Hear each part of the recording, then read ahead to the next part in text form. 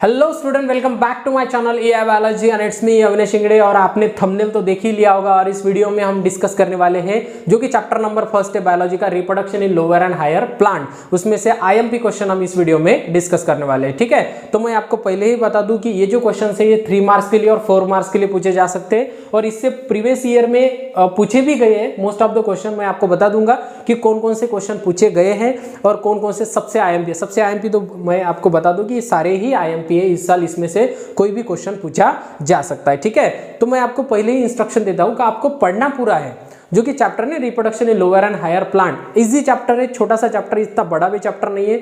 और main concept है जिसमें ज्यादा फोकस किया जाता है। जैसे कि एग्जाम में आपने पेपर एनालिसिस किए होंगे, अभी ज्यादा दिन बचे नहीं है तो आप जल्दी से पेपर एनालिसिस भी कर लीजिए, आपने नहीं किया हो तो। ठीक है, तो पेपर एनालिसिस से आपको पता चल जाता है कि किस पॉइंट पर ज्यादा वेटेज है और किससे ज्यादा क्वेश्चन बन सकते हैं। तो उसी एनालिसिस से मैंने भी क्वेश्चन निकाले, मतलब आपके बुक्स में ही दिए, जो कि स्टेट बोर्ड का जो बुक्स है उसमें ही दिए गए क्वेश्चन है और उसमें से मैंने छाट कर निकाले हैं। तो हम डिस्कस करेंगे क्या है। ठीक है, तो पढ़ना आपको सभी है, मैं आपको बताऊंगा क्या क्या पढ़ना है आपको।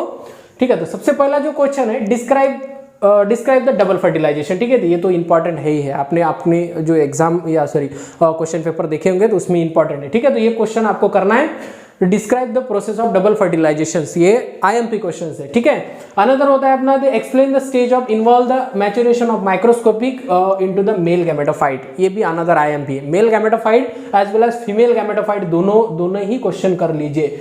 जो क्वेश्चन आता है, क्वेश्चन में आपको बता देता हूं कि डेवलपमेंट ऑफ फीमेल गैमेटोफाइट और डेवलपमेंट ऑफ मेल गैमेटोफाइट दोनों भी कर लीजिए। और इसके अलावा मैं आपको बता दूं कि 2022 में, मतलब 2000 जो कि 22 है, 2022 का जो पेपर था, इससे पहले वाला 2022 में इसमें एमसीक्यू भी पूछा गया था। कौन से पर?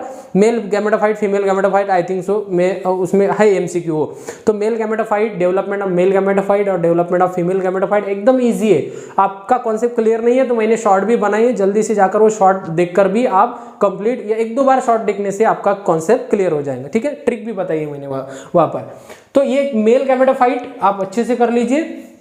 नेक्स्ट होता है अपना draw the label diagram of anatropous ovule. ठीक है, एनाट्रोमस ओहुल एंड लिस्ट, क्या बोला यहाँ पर?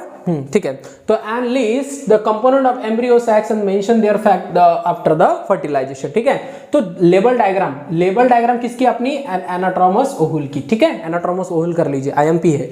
और इसके अलावा मैं आपको एक और बता देता हूं कि जो कि अपना स्ट्रक्चर ऑफ एंथर है, स्ट्रक्चर ऑफ एंथर का भी कर लीजिए। एनाट्रोमस ओहुल भी है और स्ट्रक्चर ऑफ एंथर भी पूछा जा सकता है। ठीक है, दोनों भी कर लीजिए। ये तो ठीक है, ये तो पूछा गया वाला क्वेश्चन है। और स्ट्रक्चर ऑफ एंथर भी कर लीजिए, वो भी इंपॉर्टेंट है। ठीक है, एनाट्रोमस और कर लिया तो डबल फर्टिलाइजेशन का भी इतना प्रॉब्लम नहीं जाएगा, इसलिए ये क्वेश्चन अच्छे से कर लीजिए।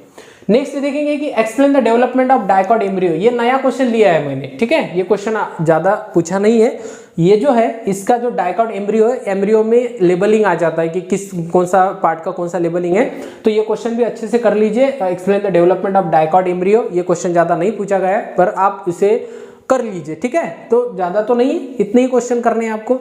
ठीक है, तो एक चैप्टर पकड़ कर लीजिए और जल्दी से सारे क्वेश्चन कर लीजिए। ठीक है, अनदर होता है describe the 3 devices with the cross pollination. Pollination का ऑल कॉन्सेप्ट कर लीजिए, पॉलिनेशन का जो भी कॉन्सेप्ट है कर लीजिए। Cross pollination encourage in the angiosperm by the avoiding the self pollination. ये कहा 2020 मतलब 22 में पूछा गया था। ठीक है, 2022 में पूछा गया। आपने पेपर एनालिसिस किया है तो आपको पता है ये भी आ सकता है या नहीं भी आ सकता है, कोई कंफर्म तो नहीं है। ठीक है, तो ये भी इंपॉर्टेंट क्वेश्चन है, ये भी कर लीजिए। और लास्ट वाला होता है अपना पॉलीएम्ब्रियो। ठीक है, पॉलीएम्ब्रियोनी। ठीक है, how the polyembryony can be the commercial exploited. ठीक है, तो ये भी क्वेश्चन है, ये भी क्वेश्चन कर लीजिए। ये सारे आईएमपी क्वेश्चन है, ये 3 मार्क्स के लिए या 4 मार्क्स के लिए आ सकते हैं। मैं आपको बता दूं कि लोअर एंड हायर प्लांट ये जो चैप्टर है ये 7 मार्क के लिए, 7 मार्क टू 8 मार्क्स के लिए हर साल पूछा जाता है। ठीक है, 7 to 8 मार्क्स के लिए।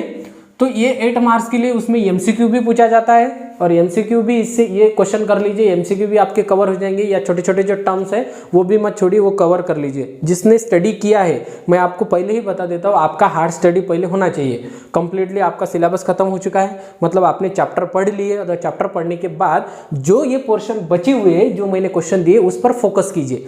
पढ़ना तो सब है, तो सब पढ़ना है तो हर बार सब नहीं पढ़ सकते ना, तो जो क्वेश्चन मैंने दिए वो क्वेश्चन पर फोकस कर लीजिए, वो क्वेश्चन ज्यादा इंपॉर्टेंट है, वो आ सकते हैं।